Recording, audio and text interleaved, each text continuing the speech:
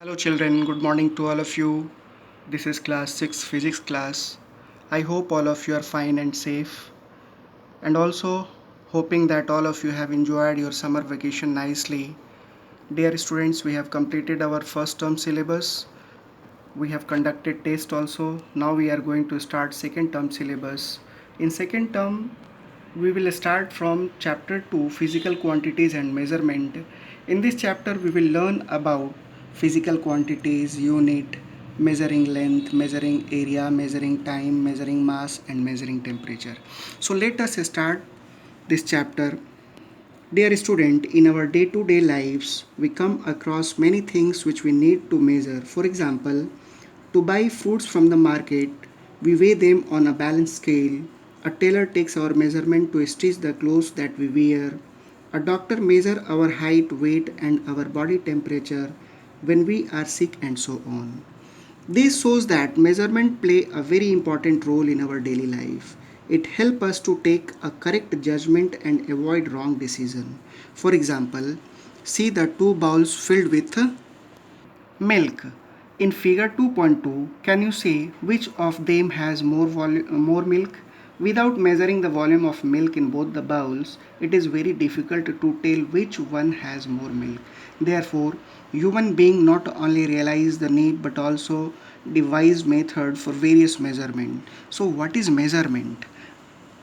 Measurement can be defined as the process of the finding exact value of an unknown quantity by comparing it with a known fixed quantity. Understand? Now we will see next topic, physical quantities. What is physical quantity? All the quantities that can be measured are known as physical quantity. Some examples of physical quantities are length, mass, area, time, temperature and volume. Physical quantity can be characterized categorized into two types.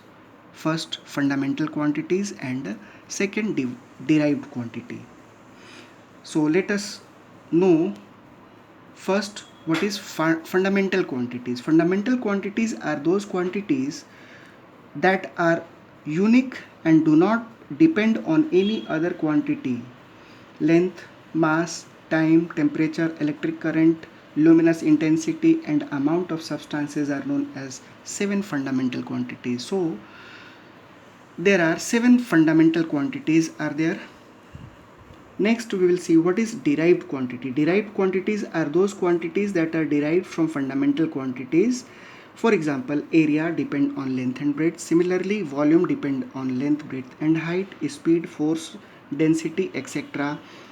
are all derived quantities. Now we will see measurement of physical quantity. How will measure the physical quantity? Whenever we measure an unknown physical quantity, we do so by comparing it with some known quantity. How will do this? Whenever we measure an unknown physical quantity, we do so by comparing it with some known quantity. This known quantity is called the unit of measurement. Remember it. In order to measure any physical quantity, we should know the following things. First, the unit of measurement. Second, the magnitude of measurement. For example, if a bucket weighs 2 kilogram, then kilogram is the unit of measurement and to represent that the unit kilogram is included two times in the mass of this bucket. So we may represent the measurement of a physical quantity as the product of the magnitude and unit. It is a product of magnitude and unit. Magnitude means the numerical value. It means 1, 2, 3, 4, whatever it is, the numerical value, that is called magnitude. And units are kilogram, centimeter, meter, liter. All these are units. Now we will see units. A unit may be defined as the fixed quantity that is used as a standard for measuring physical quantity. For example, length is measured in meter and centimeter, mass is measured in kilogram and grams, and volume is measured in liter. Units are further classified into two types, non-standard and standard units.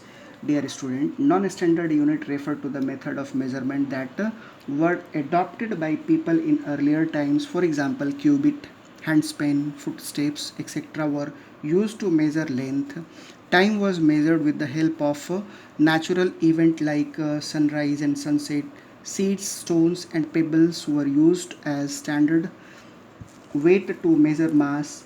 These units were approximate and could not be taken as reliable. In order to avoid confusion in measurement and to maintain uniformity, a set of units were accepted by scientists all over the world as a standard unit of measurement.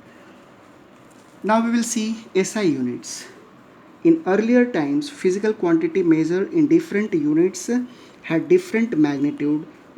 Thus, it became inconvenient and difficult to compare results.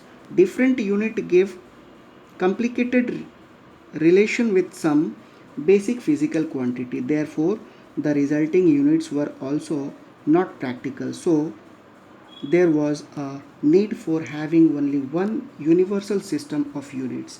In 1960, the General Conference of Weights and Measurement met at Paris and accepted the international system of unit, that is called SI unit. Worldwide, the SI unit of 7 fundamental physical quantities are given below. It is given in your book. You can see here fundamental physical quantities are length, mass, time, temperature, electric current, luminous intensity, amount of substances, and these are the units: meter, kilogram, second, Kelvin, ampere, candela, mole, etc. Now we will see here rules for SI units. What are the rules? Here we will see certain rules are to be kept in mind while using the SI unit. They are as follows. First, the name of the unit is always written in a small letter, including the case when it is named after a scientist. Some examples are meter, watt and joule. Second, symbol for unit are written in small letter. For example, M for meter, kg for kilogram and S for seconds. However, symbols for unit named after scientists are always written in capital letter. For example, capital N for Newton and capital W for watt. Third, symbol for derived unit which are formed by multiplication are joined with a space or center dot. For example, the unit Newton second is written as NS or N dot S dot. In case of derived unit formed by division, the symbol are joined with a